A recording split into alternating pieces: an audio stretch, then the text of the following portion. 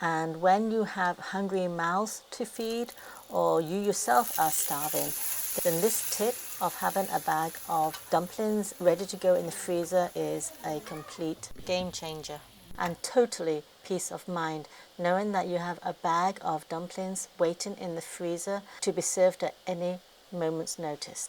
It's good to remember that there are a few ways to cook dumplings. It doesn't matter which way you choose, they can all be cooked straight from frozen. There's no need to defrost.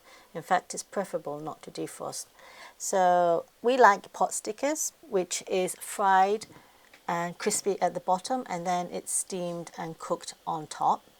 Then of course there's the wonton soup, a hot steamy broth with a few dumplings inside and some cooked vegetables of your choice or whatever you have in the fridge.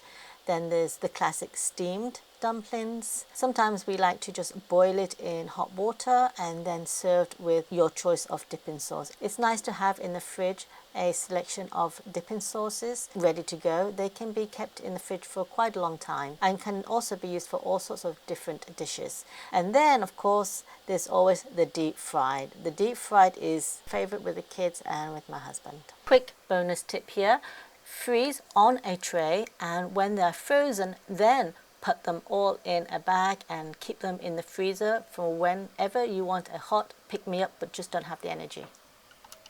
The tip to get that crunchy, crispy skirt around the dumplings is to make a slurry and to pour it on a sizzling hot pan, close with a lid so that it gets steamed on top and is crispy on the bottom.